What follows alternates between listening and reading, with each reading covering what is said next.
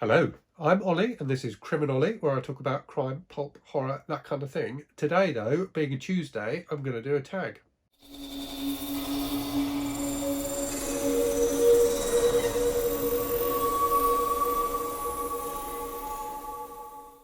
Okay, so the tag I'm doing today is the Courtier Crisis book tag, which was created by Royston's Reading. So I will link to their original video in the description for this. I don't think I've been tagged by anyone to do this, but I've never been one to wait to be tagged. I fancy doing this tag. It feels appropriate to do it at this point of the year. So I'm going to do it anyway. Given that we're more than halfway through April already, I'm guessing that most people who want to do this tag have already done it. So I'm not going to tag anyone at the end of it. Okay, so question one, how many books have you read so far this year? So I've actually stopped doing the Goodreads yearly challenge thing.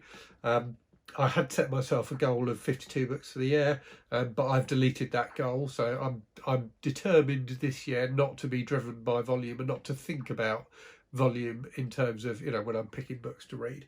And to be honest with you, I've only done that since the beginning of April, but I feel better for it already. However, I have scrolled through my Goodreads list to see how many books I've read so far this year, and I've read 86.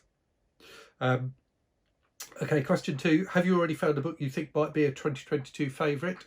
If not, what was your favourite book that wasn't quite 5 stars? So this was interesting. So when I looked at the books I've read so far this year that I've given 5 stars on Goodreads, there were 5 of them. So those 5 were The Postman Always Rings Twice, which I've just read by James M. Cain, House of Leaves by Mark Z. Danielewski, Great Circle by Maggie Shipstead, Milkman by Anna Burns, and The Talented Mr. Ripley by Patricia Highsmith. So I stand by, I think all 5 of those books are excellent books, and particularly excellent books of their type.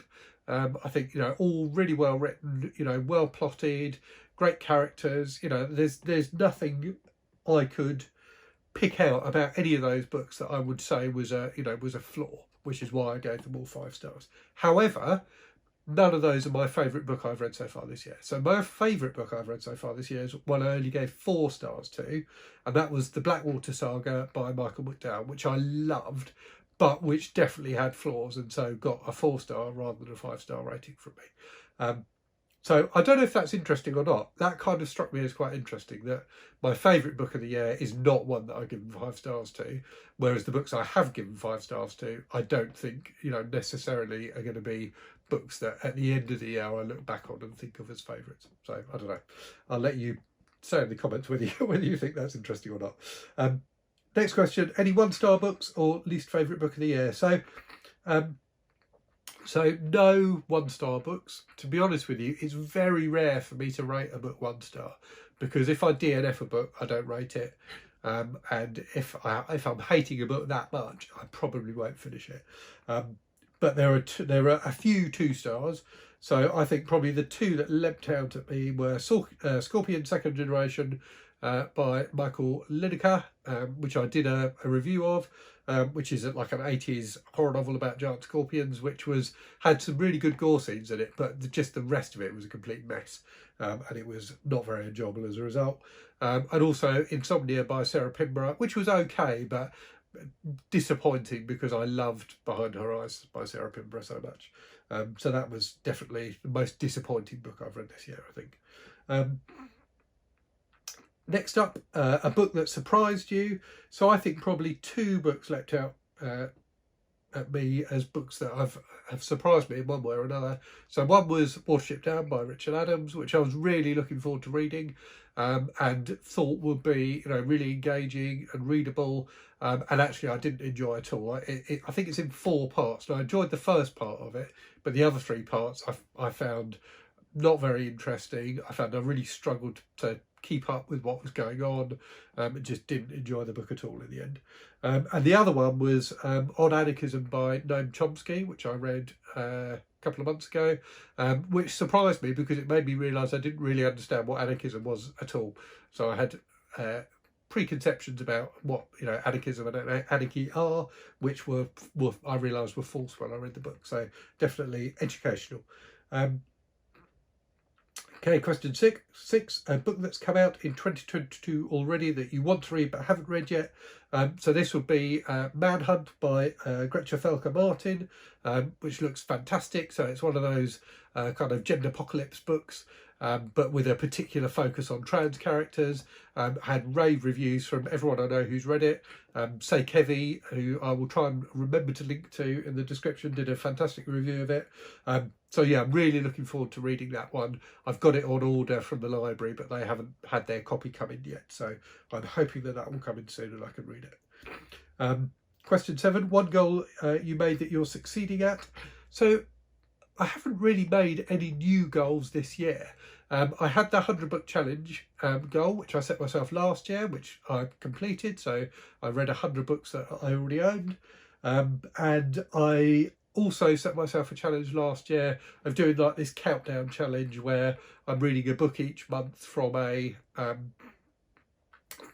year going back from 2022 all the way back to I don't know where.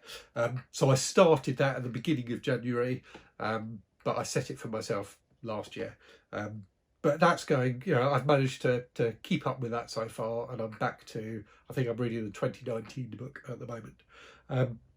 So yeah, both of those have gone okay, but I'm trying this year to not be too goal driven. I'm trying to just get into reading books I enjoy, rather than having, you know, preconceptions about what I'm going to read each month. Having said that, I am definitely going to take part in, you know, a number of booktube events this month. So I think probably that's my goal in terms of reading is, well, twofold really. One is just to enjoy reading and to read books that I enjoy and therefore I'm, you know, inspired to talk about on the channel, I guess. And the other thing is to really be a part of the booktube community, and take part in events and, you know, read different things for those events. Okay, next question. One goal you made you need to focus on. So as I said, I don't really think there's any goals that I need to focus on because I'm trying not to be goal driven. Okay, question 9 is new to you booktubers for 2022 that you would recommend. So I've got 3 for this. So one is, so the first 2 are I think quite small channels, like relatively new channels. So the first of those is Sleuth Slut, who is a really great channel who does kind of feminist oriented reviews of crime fiction. So I'm really enjoying her content. The next one is Netta Celine, who does kind of a wide range of like genres and things like that, but particularly kind of modern literary fiction, but just fantastically well thought through videos. So incredibly professional and just really well structured videos that are, you know, really interesting to watch, even when they're about books I'm not necessarily interested in reading myself. And then the last one is a like more established channel, if you like, which is Pastori Time, and it's I'm going to assume that they're a couple, a man and a woman who run it. If you're not a couple, I apologise, but just they just cover a wonderful range of different types of books on their channel, from, you know, the kind of really trashy stuff I like to, you know, more avant-garde stuff, poetry, all sorts of different things. And I'm really enjoying watching their content. So yeah, so 3 recommendations from me. So yeah, that's the tag. Apologies for my squeaky nose in this video. I don't know what's going on with it, but I can certainly hear it squeaking, so hopefully you can't. But yeah, as always, thanks for watching. Hope you're all safe and well. Hope you're reading good stuff, and I will speak to you again very soon. Cheerio.